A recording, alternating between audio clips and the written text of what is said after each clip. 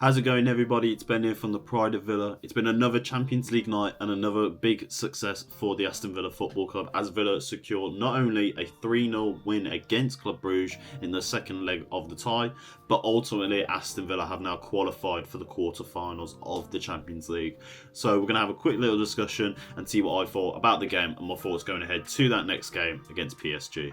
So, coming into this game then, we would see Aston Villa hold a sizable advantage over Club Brugge in this second tie.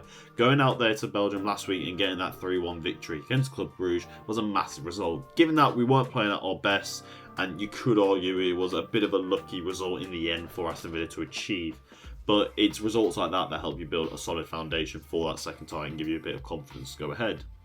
Now, obviously, coming into this game, we did have the likes of Asensio back, we'd have Martinez back, and there was a very full and very strong-looking bench. The only real exception, obviously, being Ross Barkley and the odd player here or there. But for the most part, it was a very strong-looking team tonight for Aston Villa, which I kind of like in the sense of it's a bit ruthless. It's a bit more like we're going to make this a certainty that we're going to qualify and not take any chances. Because that's what can happen sometimes. You know, you look at Arsenal, just because they won 7-1 doesn't mean they couldn't concede goals tonight, which they did. But they still managed to get the job done because they got it done last week. Now, first and foremost, first half, it was absolutely boring. Why is it that it takes Club Brugge to get a red card? Which, by the way, great bit of great ball through from Emi Martinez to Rashford. Beat his man off on his own side. Not really, did not do that. And get the red card there at 16 minutes. But bear in mind at that point, you know, Club Brugge were piling on the pressure. There was the odd chance here or there that they were starting to create, but ultimately not coming off. You know, it was kind of a bit of a struggle for Aston Villa. So you sit there and you think, okay, we get the red card. Bear in mind, it's already an important game, Club Brugge, because if they want to go through in the Champions League, they're going to have to then score 2 more goals against them. However, the red card comes on, and you're thinking it's going to obviously make them, they're going to have to set back, and unfortunately, you know, play a bit more tactically, really show a bit of speed if they want to get past Aston Villa and score those 2 goals. And for the most part of the first half, they did show it. You know, okay, they only had 1 shot on target throughout the whole game, but still, they gave it a good go. And you sit there, you question it, you're thinking, what is it about us that we're not taking advantage of here? Is it purely because of the fact that, you know, we're looking at this game and thinking, we're already 3-1 ahead, you know, as long as we don't do anything severely consequential, you know, we're not really going to give away 2 goals, are we? We're not really going to do that. Or is it genuinely just the players just didn't have that motivation or that lack of spark in the game tonight? But in that first half, you'd sat there and just think, bloody hell. And then second half, it massively turns on. Ollie Watkins comes off.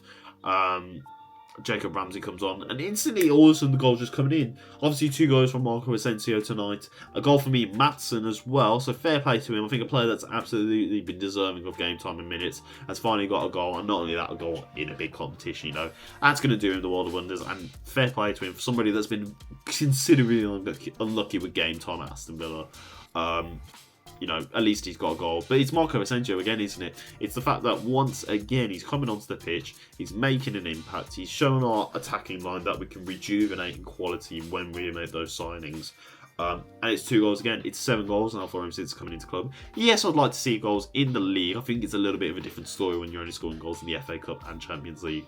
However, it's still 7 goals. It's still a great result. And from that point, Villa pretty much controlled the game. Obviously, we made some rotations here or there, seen some players that we came on for against Brentford to come back on as well, rotate the team, and ultimately cruise through to achieve a 6-1 aggregate score on the whole. Obviously, it's another clean sheet as well tonight. You know, it's 2 clean sheets back to back. It's a great sense of, you know, we're building momentum again. Which is a shame because now we're on a little break now for 2 weeks before we play Preston. But you've got to sit there and think, okay, it's a sense of momentum. We're building something there now with our defensive lineup. Is it because we're getting players back? So there is a great sense of, you know, squad depth that now can rotate without the fear of injury. Or is it just that we are getting players back and then, you know, whatever it is, let's keep it going. Let's just keep it going because it is fucking refreshing to see Villa finally. You know, I'm not going to say have a perfect game because it wasn't. Quite frankly, like I said, that first half and for that period of when we did score our 30 goals within the space of 11 minutes, really, it wasn't that much of an exciting game. And with that in mind, you got to sit there and think, what was it tonight that Villa really didn't you know, what was it that Villa were trying to do tonight? Were they just trying to play out for the draw and use that aggregate score as their, you know, means to get through? Or was they genuinely trying to get a goal and maybe put the game to bed? But they just didn't have that quality in the first half. It's a bit of a mystery, is there? And then it's also a bit of like a, you know, tips to turn up. Yes, it would have been boring if it ended 0-0 tonight. Hell, it would have been a bit disappointing if we lost 1-0. But in the same sense, I think it really is just because we got that aggregate score of 3-1 away from home. Villa have ultimately looked at it and said, you know, yes, Club Brugge may go and try, but as long as we maintain our shape, keep our resilience up, and ultimately stay a defensive core unit, they're not really going to beat us and break us down like that, and we're going to use that as a goal. And I think that's what it probably is. They've looked at it and said, we've already got the aggregate in hand. They're still going to have to score 3 goals to get past us, or if not, score 2 to even take the extra time. They're playing away from home. It's going to be a difficult atmosphere. You know, we're going to rely on that. And I think it's kind of worked in the sense of, you know, in the first half, nothing really happened. They also had the red card, and they said, you know, okay, yes, they haven't really given it a go. In terms of like, getting the ball in the back of the net, but they are still applying the pressure on it. It's not exactly looking like the competing performance that we expected from Aston Villa. And then in second half they said, just to be sure, go and do it. So I think that's what really is. And again, you know, they could have went out there and lost 1-0. They could have went out over a 0-0 draw. It would have been boring, but ultimately it would have sufficed, wouldn't it? Because we still would have been through.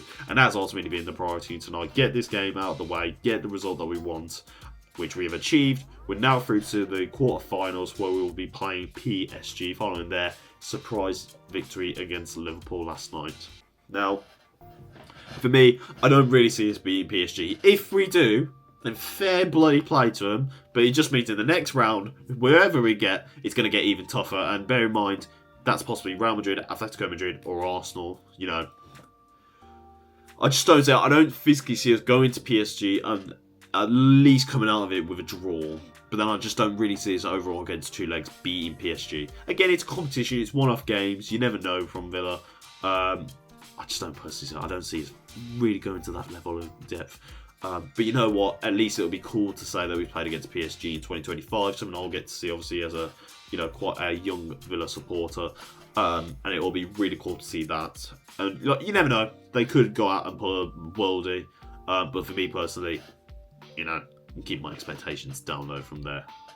In terms of a man of the match then, I'm going to give it to Marcus Rashford. I thought energetically he was showing a lot of enthusiasm on the pitch. Obviously getting some assists for Marco Asensio tonight. And just the general sense of play and watching him across the game. I wouldn't say everybody had a standout game. You could argue Yuri Tielemans had a bit of a decent time, although he was misplacing passes here and there. But I think for me, Marcus Rashford, for somebody to come in from the situation he was in at Man United, come straight into Champions League and a whole new team, a whole new style of football, I think he's adapted really well. And like I said tonight, the enthusiasm's there. He got some assists. All he just needs is a goal, and I think it's just going to come like that to him. You get the goal, you get your confidence, you feel like you're on top of the world. It's just going to bounce on games there for him, and I think that's what he needs. But I would say overall tonight, it wasn't massively a standout performance from anybody. I'm not going to sit here and say it was a great performance, because ultimately it wasn't. It was a bit of a, we'll do the job that we have to do, get it through. Because I don't really think anybody stand out, to be honest. Again, fair for you, Maatsen to get his goals. Fair for Marco Asensio to get another 2 goals as well. He's doing brilliant. But I just think for me, for what I wanted to see from the game tonight, I think Marcus Rashford played himself really well and showed himself in another good highlight from the game tonight. But that has been my thoughts and my reaction to this game night. Obviously, our next game will be Preston away in the FA Cup, and that will be not until, I believe, let's have a quick check, the 30th of March. That is still another, 2 and a bit weeks, 2 weeks really. So at least Villa have a break now from internationals, and then our next league game is in 3 weeks on the 2nd of April. So yeah, I think this has been absolutely needed. We'll hopefully finally have our squad fully back to fitness with everybody in. Take it on with the big games next season, last running games of the season. Get to bloody Wembley in the FA Cup, because that is the best opportunity we're going to have. And yeah, just give it everything you got, and let's just see where the Villa team goes. But I hope you have enjoyed. Please leave in the comments, and please do engage with us on our social medias if you do see what you've seen in the video tonight and want to give your opinions. Without further ado, we'll see you for the next video. Up the Villa, with the pride of Villa. Let's take it to PSG, boys.